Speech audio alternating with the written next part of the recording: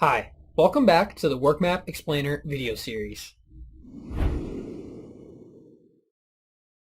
Today we're going to be doing a brief overview of database relations. Workmap offers a simple and intuitive way of dealing with data relations that even someone with no prior experience could understand.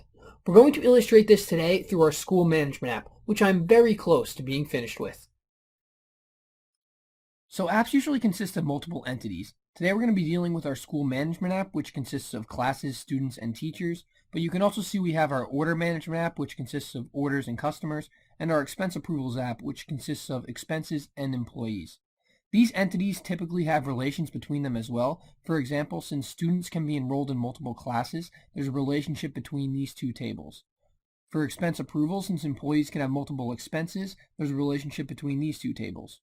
Today we're going to start off by jumping into our classes workflow. So here we have the name of our class, the start time, the end time, the description of the class, and the room number. We want to add a new column so we can keep track of the students in each class. We're going to link this to our students workflow, so we're going to select the link to workflow data type. Then we can select the workflow that we want to link it to, which is students. We're going to do multi-select because there can be multiple students in each class. And we're going to select create a two-way link, so when the student is added to the class will also be updated into the student's workflow, which I will show you briefly. So we're going to hit save to create the column. Now we can begin adding students to our class. So for principles of economics, let's say we want to add, we'll add Elizabeth, we'll add Tim, and we'll add Mariah. Then we're going to hit link. And now these students have been added to this class.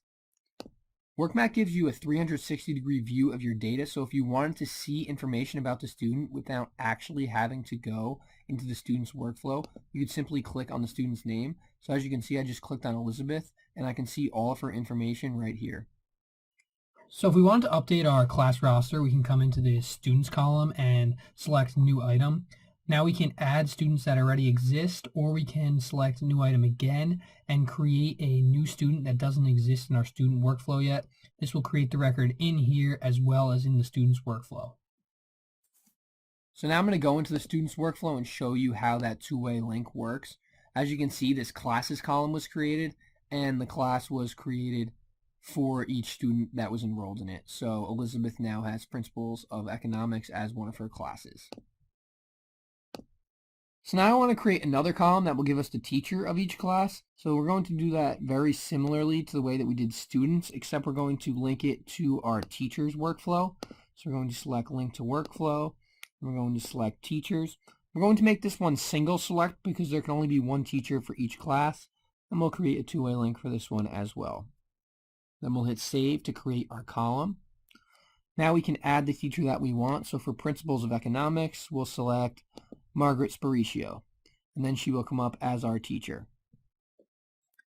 Now suppose we wanted to bring the teacher's phone number right onto this table without having to click on anything.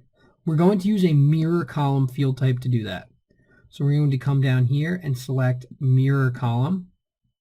Now we're going to link this to our teacher's workflow, and we're going to select the phone column. So this is going to pull the phone number from the teacher's workflow and bring it onto this class's workflow. We're going to hit save to create that column. Now you can see how Margaret's phone number was automatically updated, and if we select another teacher, their phone number is automatically going to be pulled from the teacher's workflow and brought right into here as well. So thank you guys so much for watching today's video. That was just a brief overview of table relations, and there's actually a lot more that we're going to get into in a further video.